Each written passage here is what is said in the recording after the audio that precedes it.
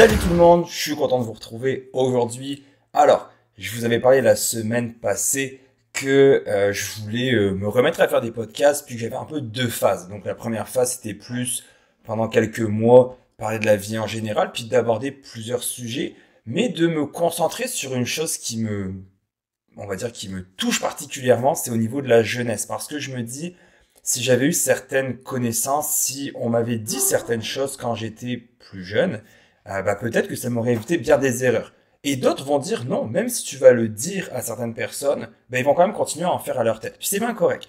Donc aujourd'hui, cet épisode-là va être vraiment plus pour, on va dire, les plus jeunes adultes ou plutôt adolescents, etc. Puis j'en connais qui veulent vraiment euh, accomplir des choses. J'en ai qui ont aucun objectif, puis c'est un gros problème, on va en parler. Donc, ce que je vous demande, prenez un 10, 15, 20 minutes de votre temps. On va parler d'équilibre, puis tout au long des épisodes, on va continuer à apprendre des trucs, à échanger. Je vais prendre vos commentaires et on va bâtir là-dessus. Je vais me présenter rapidement pour toi qui m'écoutes. Je m'appelle Simon, j'ai 36 ans actuellement. J'ai un petit accent français parce que je viens de France. Et si on était dans une salle de classe quand on était jeune, que ce soit au début du secondaire ou même au primaire, et que tu avais demandé à mon professeur, mettons on était 30 dans la classe et que tu lui avais dit, d'après toi, tu sais, pige ceux dans ton équipe, là, tu sais, mettons sur deux professeurs, puis ils doivent piger une personne chaque pour faire eux leur meilleure équipe pour ceux qui vont réussir dans la vie au niveau du monde qu'on vit. Donc souvent c'est la belle maison, la belle voiture, un bon travail, je peux partir en vacances, je vais au resto. Ce genre de réussite là, tu sais, d'après toi, tu sais, vas-y, choisis. Un peu comme quand t'es à l'école, puis qu'on a deux équipes pour jouer au soccer, puis que t'as deux chefs d'équipe, puis qui choisissent la personne ou les personnes. Puis celui qui reste à la fin, habituellement, c'est le moins populaire ou le moins bon. Tu sais, ils se disent, il est plus petit, il sera pas très bon, donc ils choisissent en dernier. Et je peux te garantir que si on revient en arrière et qu'on avait demandé ça à mes professeurs de choisir, donc deux profs qui devaient choisir une personne chaque, j'aurais probablement été le dernier, ou en tout cas dans les derniers qui avaient été identifiés par mes professeurs comme quoi, ce gars-là, Simon, là, il va réussir. Et pourtant, actuellement, à l'âge de 36 ans, mes affaires vont super bien. J'ai une vie que j'aurais même pas pu rêver. Je me souviens quand j'étais plus jeune, j'étais pas bon à l'école. Est-ce que c'est parce que j'avais pas les capacités? Je pense pas parce que je me suis toujours considéré comme une personne intelligente. Je me suis toujours considéré comme quelqu'un qui pouvait réussir dans la vie. Petite gorgée d'eau, c'est important. Mais on dirait que ça sortait pas. À l'école, je pense que mon plus gros défaut était de ne pas me voir dans l'avenir. Pour moi, quand j'avais 14, 15, 16 ans, travailler, le fait d'avoir une job, etc., ça me paraissait super lointain.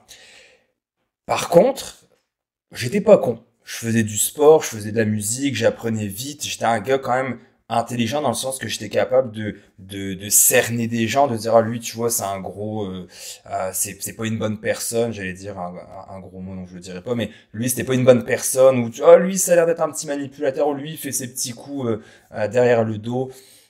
C'est pas le genre de personne que je me tiendrais avec. Donc j'avais toujours ça, puis j'avais un peu quand même une certaine réticence aussi à faire certaines choses. J'étais quand même assez peureux quand j'étais jeune. Ça paraît peut-être plus maintenant vu que je fais des sports de combat, etc. Mais je faisais du karaté, puis j'étais quand même peureux.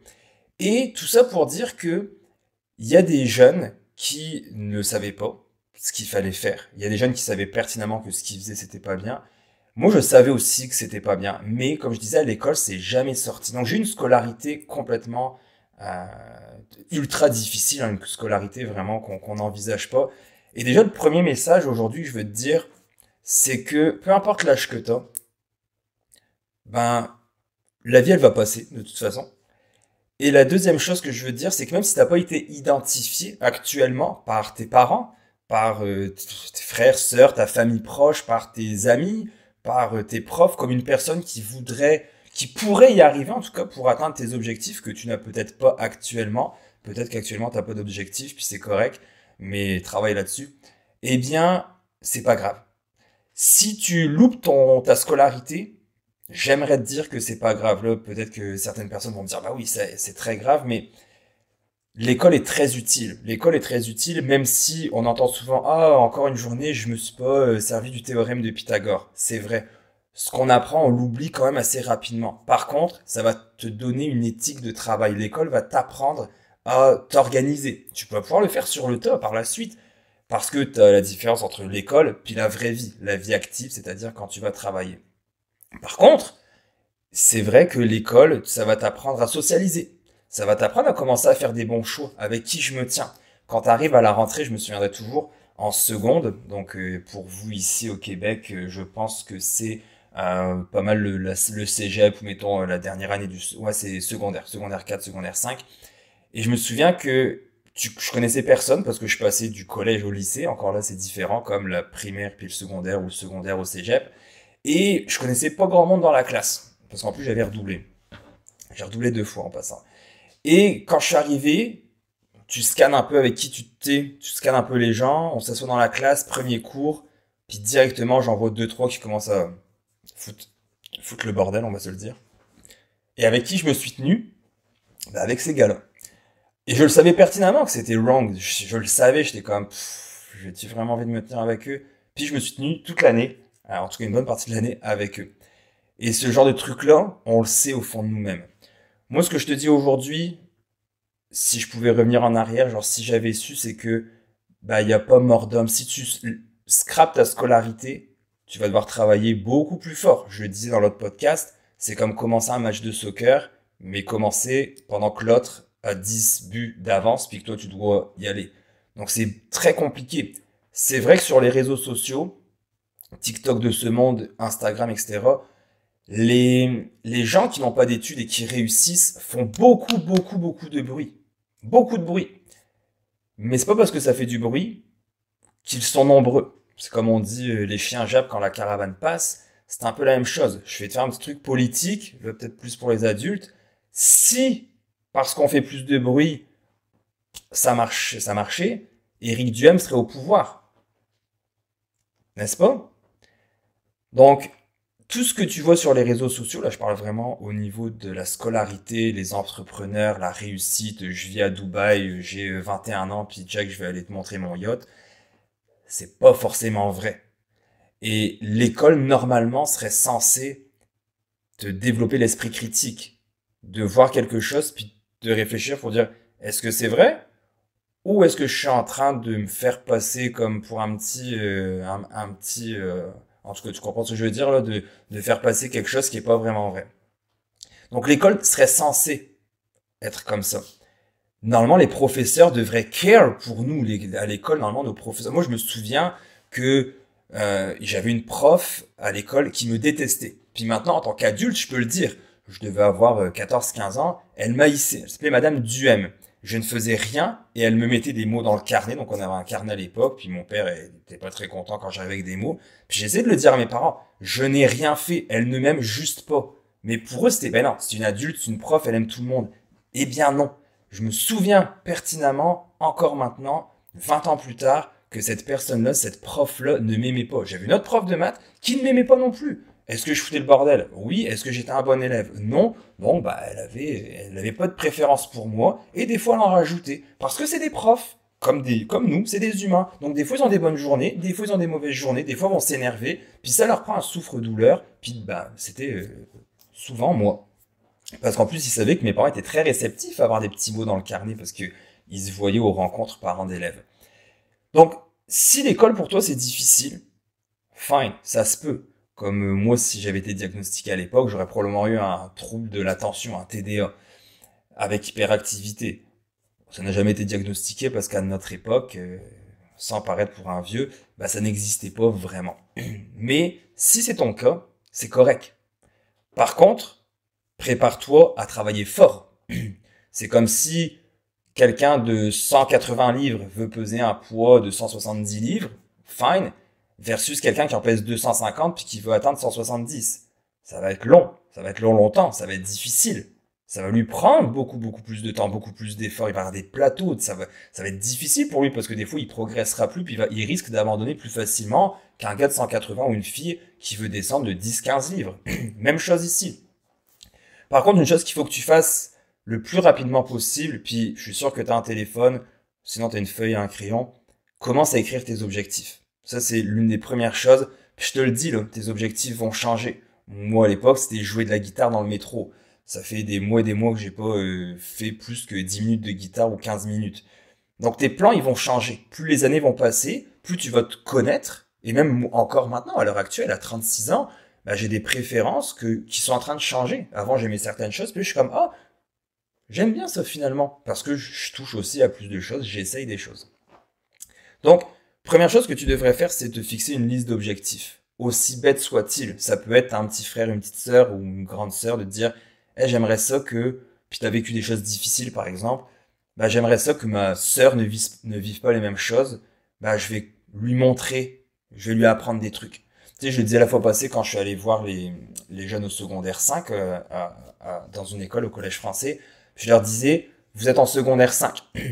Si vous avez une petite frère, une petite sœur ou un petit frère qui arrivait lui en secondaire 1, qu'est-ce que tu lui dirais?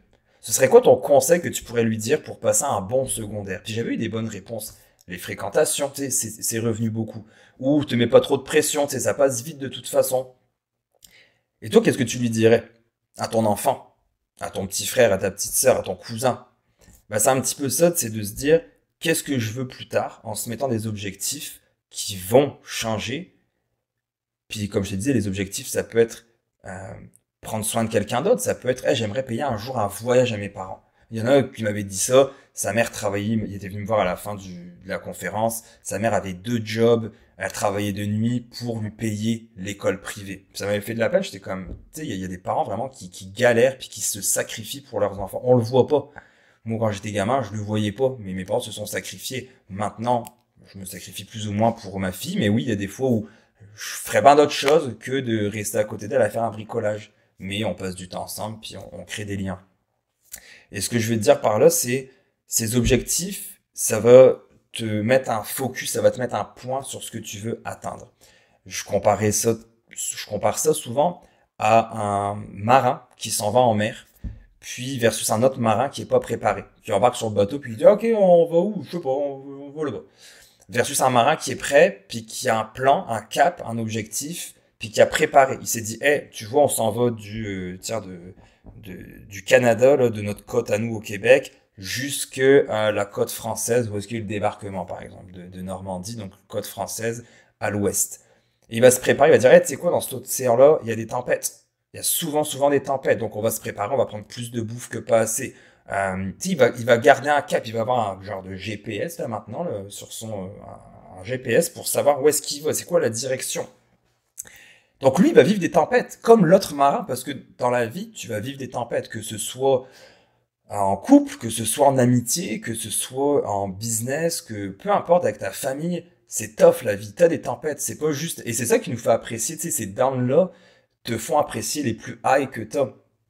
Comme quand t'es pas en santé, que t'as un gros rhume, t'es quand même un gars, j'ai hâte que mon nez débouche puis que j'arrête de tousser pour bien dormir une nuit de sommeil. Alors que quand tu dors bien, bah pour toi c'est juste normal. Donc faut ce genre de choses-là, des downs pour nous faire apprécier bah, les meilleurs moments de la vie ou même les moments normaux. Et donc les marins, si je reviens à mon histoire, ces marins-là vont en mer. Mais si celui qui a un objectif, il vit des tempêtes, bah, il va toujours s'en aller avec la tempête, mais il va recadrer toujours pour revenir sur son cap, parce qu'il y a un objectif, il y a les yeux rivés sur son objectif. Celui qui n'a pas d'objectif, il va juste se balader au gré des tempêtes, puis il risque même de chavirer, il risque peut-être même de mourir de faim parce qu'il n'était pas préparé. Et la vie, c'est comme ça, tu sais. On dit que la vie, ce n'est pas un long fleuve tranquille, non, mais c'est un long fleuve qui bouge beaucoup, avec beaucoup de vagues, etc. Et moi, ce que je te dirais, c'est apprends à te connaître. Ça, c'est vraiment le message principal pour moi, c'est détermine des objectifs que tu aimerais. Puis même si, mettons, tu as un objectif qui est à ce niveau-là, essaie de le upgrade un petit peu, essaie de le mettre un petit peu plus haut. Je me souviens que quand j'étais plus jeune, vu que j'avais une scolarité dégueulasse, Je me disais, je serais pas employé. Et on me répétait, une personne proche dans mon entourage, je me disais que si tu continues, tu seras un bon à rien. Puis si tu continues, tu seras au chômage. Puis tu travailleras dans les usines au salaire minimum. Puis personne ne va vouloir t'embaucher. Ça reste quand même quand t'es plus jeune, ça reste ce genre de message. Et je m'étais dit, ici en arrivant au Québec, à l'époque où le salaire était de genre 8-9 $, le salaire minimum, je me suis dit, si un jour je fais 15 $, là, j'en demande pas plus. Genre, je priais quasiment pour dire, si j'arrive à faire 15 $ de l'heure, ouf, je vais être content. Et les temps changent par la suite. On a des objectifs qui deviennent plus ambitieux, on a des objectifs qui s'en vont complètement, puis j'ai atteint beaucoup d'objectifs dans ma vie. Même hier, je me couchais justement, puis je me disais avec ma blonde, mais t'imagines où on est à notre âge? Il y en a qui nous envieraient, il y en a qui tueraient pour être où est-ce qu'on est. Puis ça a été à force de travail, ça a été à force de bons choix, de se fixer des objectifs et de les atteindre. Là, commence pas, mettons, on parlait de poids tantôt, mettons, tu pèses, je sais pas, 180 livres, puis tu te trouves un peu trop gros, trop grosse, puis que tu veux descendre à 150. Tu te dis pas, ouais, dans une semaine, je vais faire ce poids-là. Non. Étale un petit peu tes objectifs. Ça, c'est important.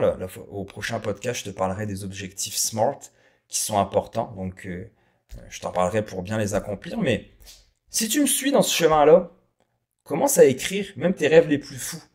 Il faut passer à l'école, je demande de lever la main ceux qui ont des objectifs. Très peu de mains se sont levées. Puis il y en a un qui me dit, je veux être joueur de hockey professionnel. Puis j'étais comme, ah nice, ok, tu joues où? Puis il m'a dit, ah bah je joue pas encore au hockey. Il était en secondaire 5.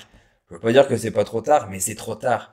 C'est dans le sens que ça prend des objectifs réalistes. D'où le SMART, c'est un acronyme qui veut dire spécifique, réaliste, atteignable, ambitieux, mesurable et réaliste, temporel. Et c'est ça, tu sais, mets-toi des objectifs qui sont réalistes puis que t'as vraiment à cœur. Pas parce que ton ami veut se payer une BM que toi aussi tu veux te payer une BM, même si oui, des fois on veut faire comme les autres. Mais, tu sais, et les adultes aussi, hein. Le voisin gonflable, là, mon voisin il s'est acheté ceci, je vais m'acheter cela. Mon voisin, je t'ai acheté un gros set de patio, je vais m'acheter la même chose. On s'en fout.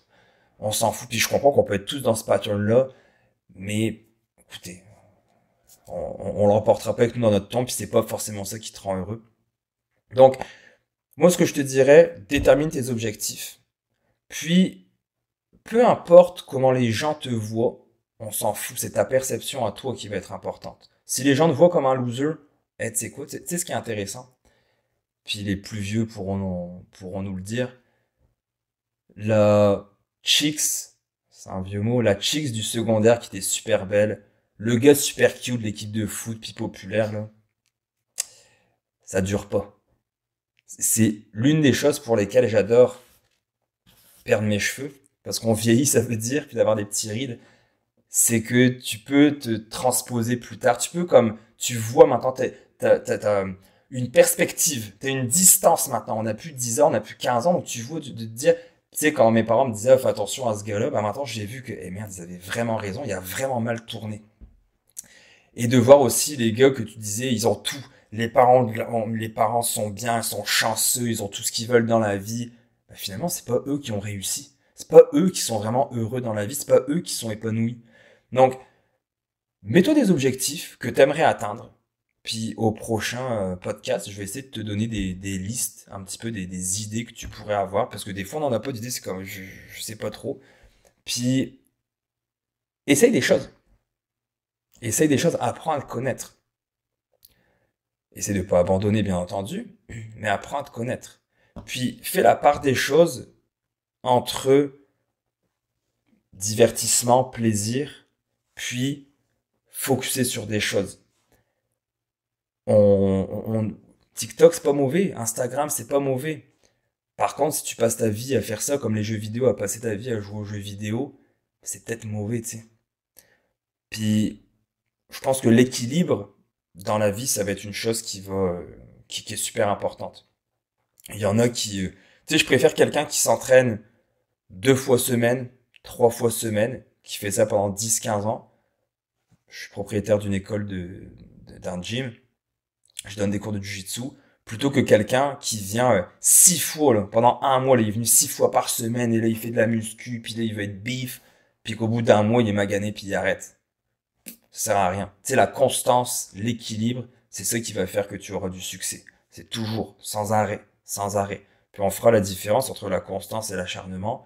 mais d'être constant. J'ai un but. Il y a une fille la fois passée au collège français qui me disait qu'elle voulait être, elle était comme polyglotte, donc c'est-à-dire de parler plusieurs langues, puis son but c'était c'était de parler plusieurs langues.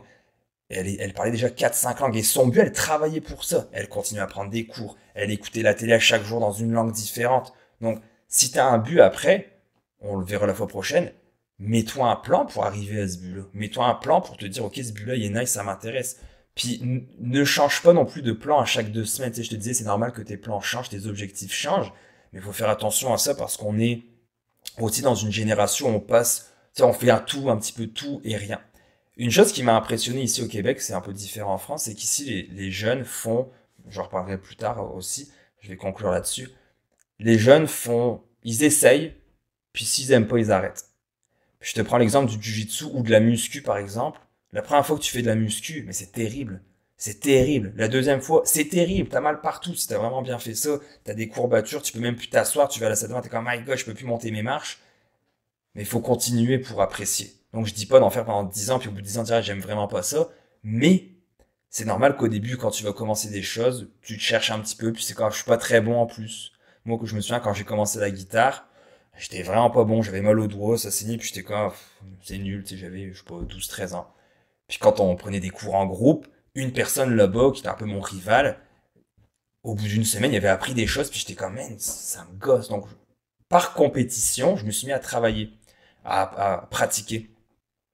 Puis là, j'ai commencé à devenir bon. J'ai commencé à jouer du Red Hot Chili Peppers, Californication. Puis là, j'étais comme, oh. Puis une fois que je suis devenu bon, ben là, tu continues à travailler plus fort. Quand tu connais ta matière, puis que tu te dis, ah, c'est vraiment cool. Ben, c'est la même chose un petit peu. Laisse-toi le temps. Tes objectifs, laisse-toi le temps. Puis quand ton objectif ne t'intéresse plus, avant de le barrer puis dire, oh, la mince finalement, laisse-toi le temps avant de l'enlever. Essaye des choses. Inscris-toi, regarde ce que t'aimes, regarde un petit peu. Demande aux gens. À ton âge, tu devrais demander aux gens, hey, papa, maman, cousin, cousine, mon oncle, ma tante, qu'est-ce que vous pensez que je devrais faire, selon vous qui me connaissez depuis que je suis né, dans quoi vous me verrez? Est-ce que ce serait, je sais pas, faire la cuisine? Est-ce que ce serait d'aller jouer au basket? Est-ce que ce serait de faire un sport de combat? Qu'est-ce que ce serait d'après toi? Oh, toi, t'aimes les jeux vidéo, t'es sur l'ordinateur, tu devrais apprendre à coder. Ah, c'est une bonne idée, ça, coder. Au début, c'est nul parce que tu dis, mais je comprends rien. Mais après, ça va devenir intéressant. Donc bref, j'espère que cet épisode-là, c'est le premier, là, je mets la table. J'espère que cet épisode-là peut te parler puis résonner en dedans de toi dans quelques années que tu pourras dire, hey, nice, j'ai appris quelque chose puis je vais développer une corde à mon arc pour développer un petit peu mes compétences, élargir mes compétences puis définir des objectifs. Mais si t'as une chose à retenir aujourd'hui, c'est de te fixer des objectifs. Puis on verra la fois prochaine des objectifs SMART avec des exemples. Donc, en gros, ça, si t'as des questions, n'hésite pas. J'ai mon Instagram, j'ai plus de TikTok. Alors, en tout cas, c'est avec mon autre business. Mais si t'as des questions, n'hésite pas. Ça va me faire plaisir de te répondre de la façon la plus objective et la plus vraie possible, sans te faire de menterie, comme à mon habitude de vraiment être franc et honnête. Donc, si t'as des questions, guys, n'hésitez pas. Je vous souhaite une belle journée, à bientôt.